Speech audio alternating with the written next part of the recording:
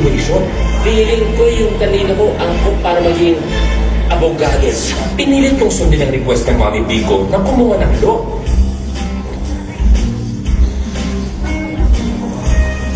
Nakakaloko pa na ang pusong ito.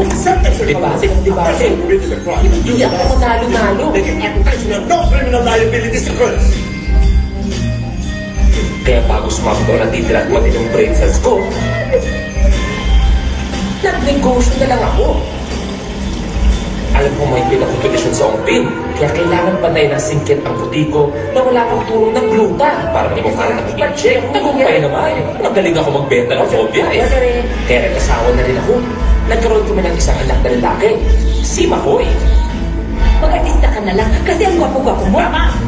Hindi pala lahat ng kutis artista pwede mag-showbiz. Kahit alam kong nuknukan ako ng talent sa pagkanta at pagsayaw. Lahat na ata ng audition sinubukan ko. Pero laging iba ang hinahanap. Bata yung hinahanap namin eh.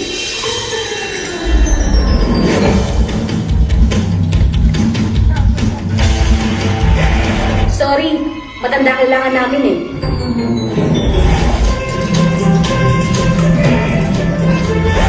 Babae ang hinahanap namin.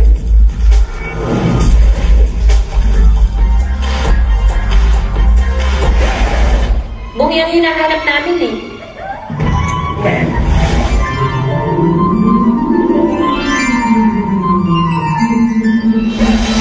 Pasensya na, pero pera hanap namin eh. Nakatsaga ko, dumating rin sa wakas ang aking love.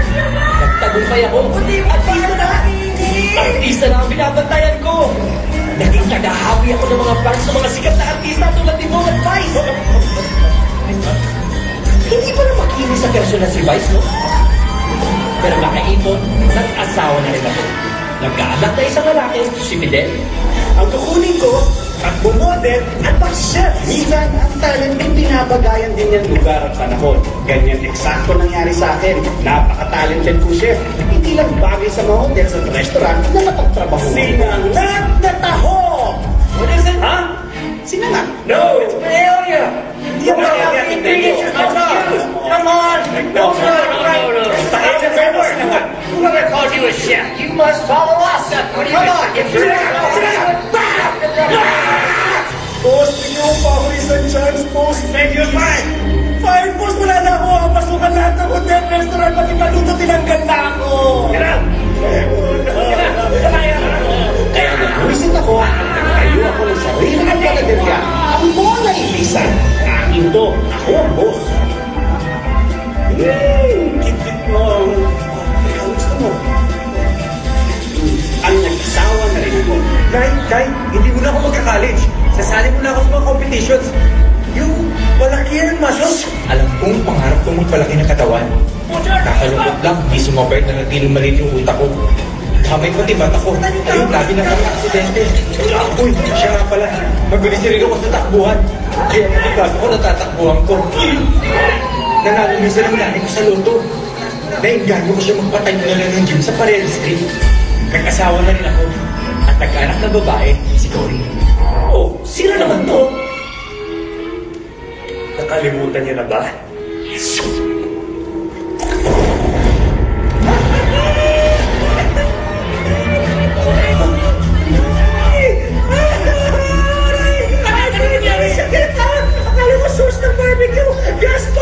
Ano ba ang mura na mga? Tingnan natin siya sa hospital! Doon yun ang paraan! Iho. Masyado kasing nasira ang mukha mo eh. Dok, ano ba nangyari sa mukha ko, Dok? Alam mo ba yung zombie? Zombie? Zombie, no? Mas nakakatakot yung sa slum tsaka sa mundo. Doon ka nakitulong nyo ah! Hindi, huwag ka mag-alala. Alam niyo bang si Kalayan at si Belo sa akin nag-training yan? O may picture ba kayo magkakayaan? Oo, Dok. Ito. Eh, kaya to. Diyos ko. Basta usapan natin yung mukha lang. Hindi ko na kayang gamit, ha?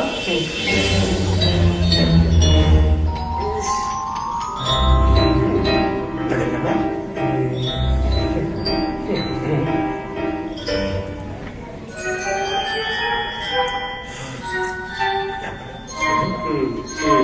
Ikat ka rin!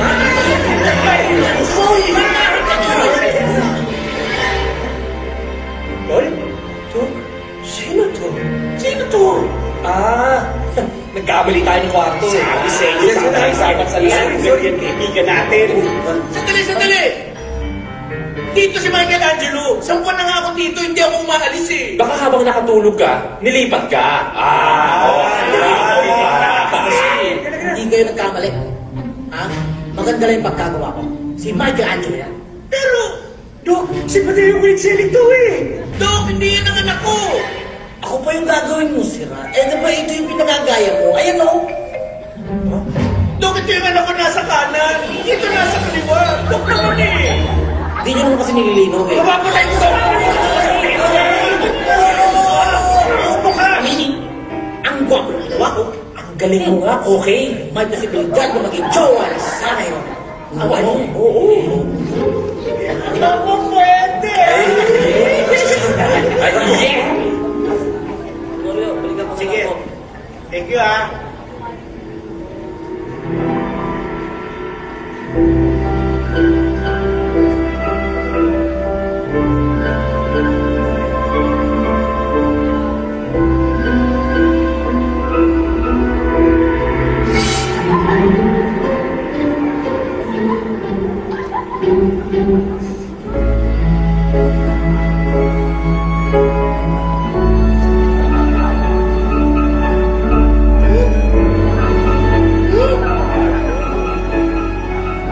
Anak, alam ko naman na may kahinaan yung ulo mo eh. Bobo ka. Tanggap ko yun. Pero kailan ka pa nag-drugs? Ibang trip to. Bad trip. Pero itay. Itay? Tumingin ka dyan ako gusto mo sa kita. Kapag mo ako sa high school, itay? Sandali ba?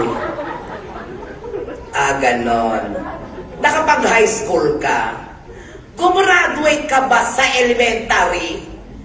Eh, grade 4 tayo magkasama sa Apolinario Mabini kay Mrs. Guerrero. Nakalimutan mo na ba? Okay. Nagkamali ako. Nagsinungaling ako. Pero anak, tsahin ko ng best friend mo. Yun lang ba importante sa'yo, Tay? Ang paglabastaan nyo ng isang tao, ako ang bobo, Tay. Pero kayo ang hindi makaintindi. Edad at itsurang matanda ang issue mo dito? At teka lang, ha?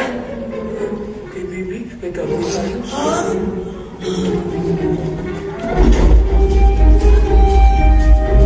Tay, Tay, bumata na po ba ako?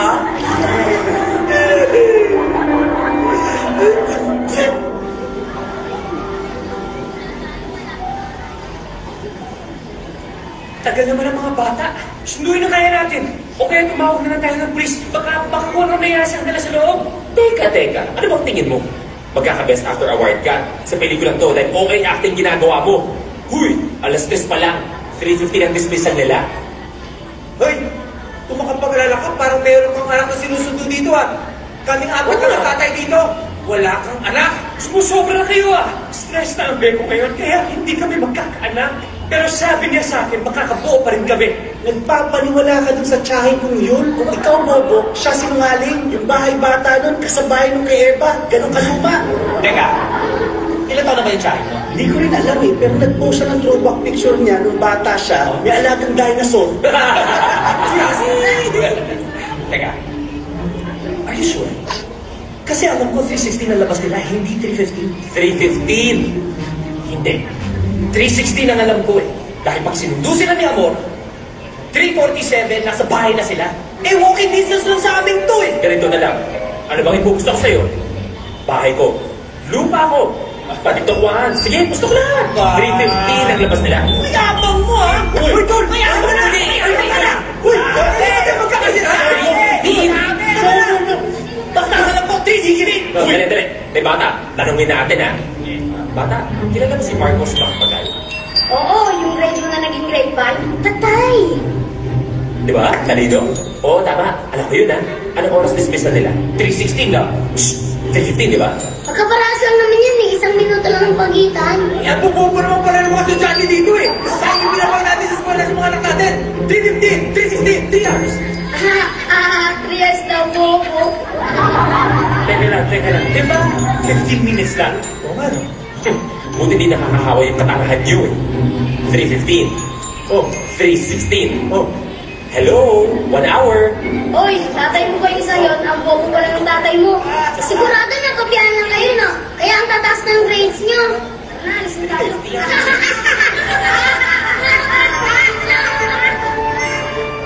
Tara, sa library muna tayo.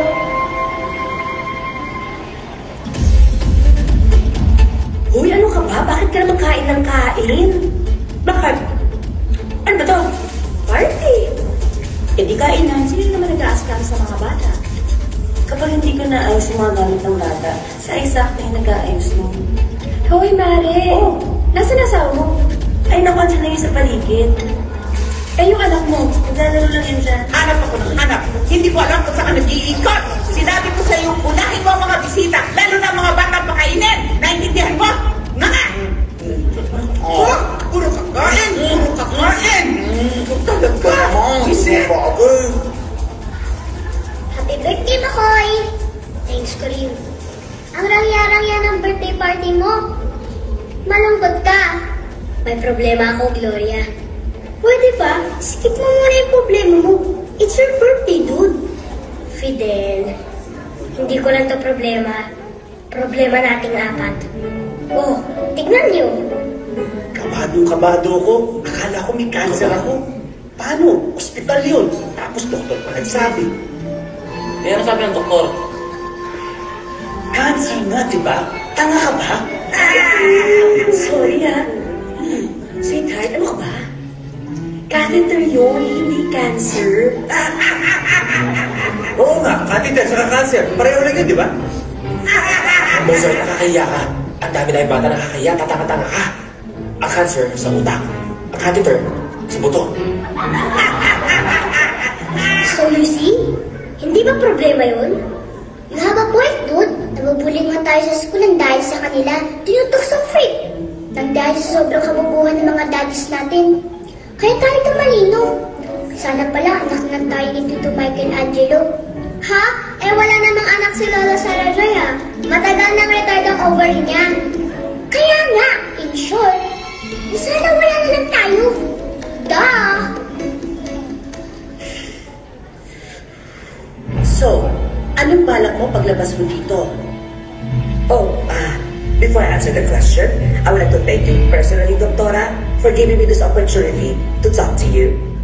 Now going back to the question, what am I going to do as I leave this wonderful institution